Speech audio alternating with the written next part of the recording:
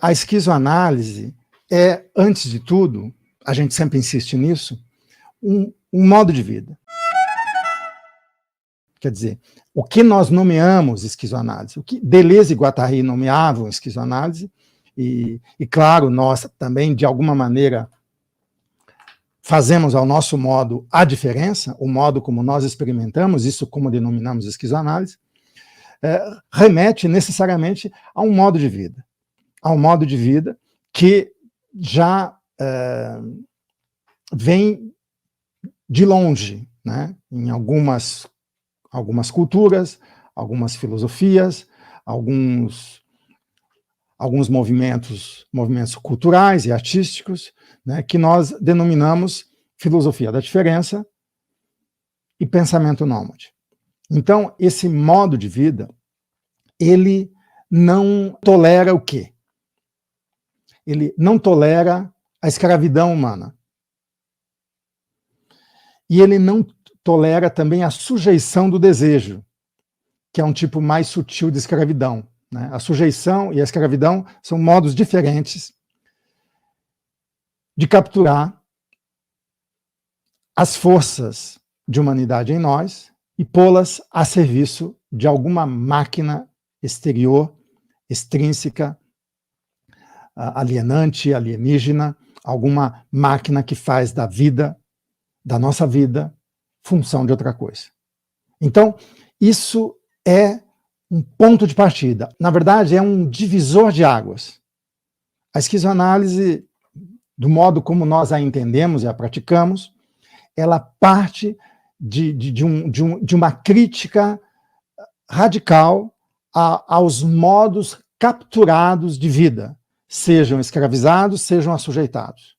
E é óbvio que nós entendemos que isso que se chama de liberdade atualmente, nas formações sociais atuais, é um modo de assujeitar o desejo.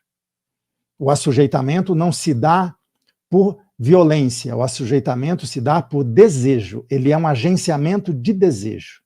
Por isso, a esquizoanálise, ela vai no coração do desejo e entende que todo o poder que oprime, que viola, que explora, que captura, que sabota, que mata, que desqualifica, que rebaixa, depende de um agenciamento de desejo.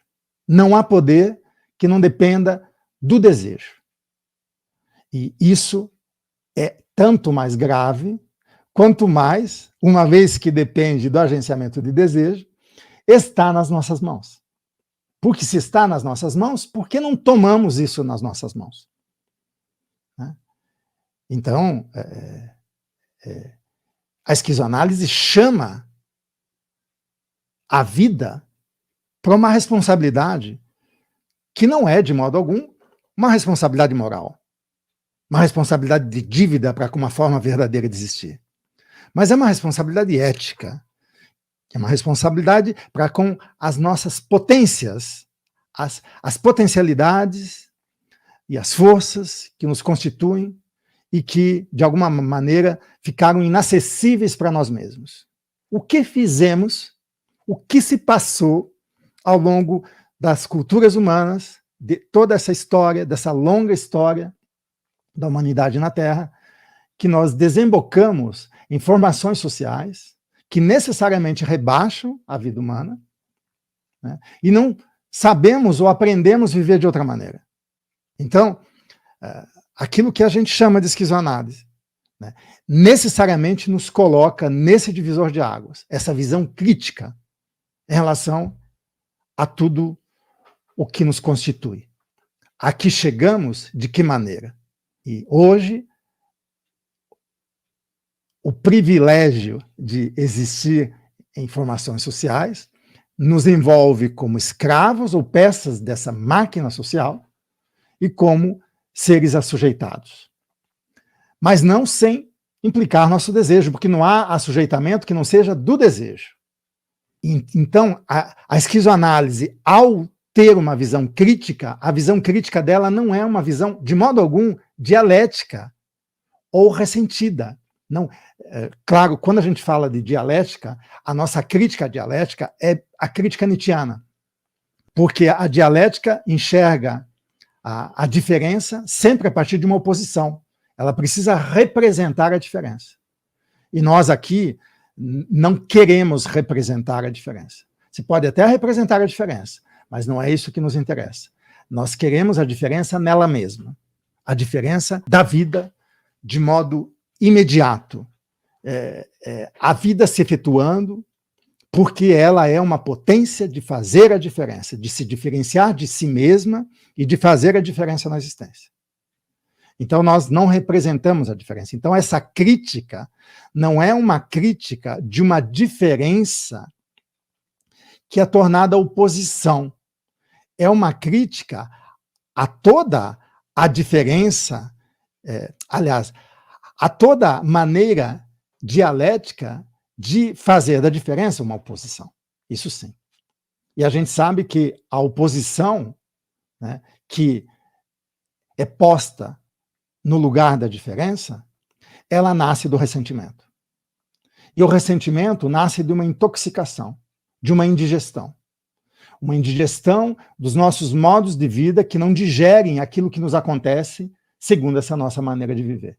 E que acaba sempre acusando um outro, né, ou acusando a si em última instância.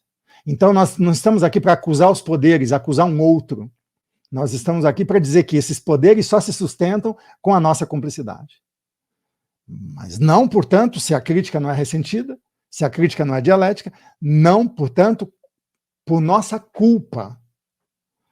Não é uma responsabilidade culpa, é uma responsabilidade ética que nos coloca diante de um modo de desejar que nos implica, portanto, do qual nós somos cúmplices. E sem esse modo de desejar, de investir o desejo e de acreditar, nenhum sistema de poder se sustenta. Então não adianta apenas a gente criticar os poderes estabelecidos, aonde a gente chegou. É necessário a gente perceber até onde estamos envolvidos nisso. Mas nunca se trata de culpa ou de uma falta metafísica do nosso ser, do nosso desejo. Se trata de um mau jeito com a vida. E essa visão, então, da esquizoanálise, ela é um divisor de águas. Esse aspecto crítico, ele é necessário. A esquizoanálise nasce como uma máquina de guerra, uma máquina de combate, não simplesmente contra alguma coisa, contra a psicanálise, que de fato ela é contra a psicanálise em várias questões, contra a psiquiatria, contra as psicologias dominantes, contra os poderes estabelecidos. Claro que é contra, mas ela é contra por efeito e não por razão de ser. Tá? Então, ela nasce como uma arma de combate entre as nossas forças e não contra um outro.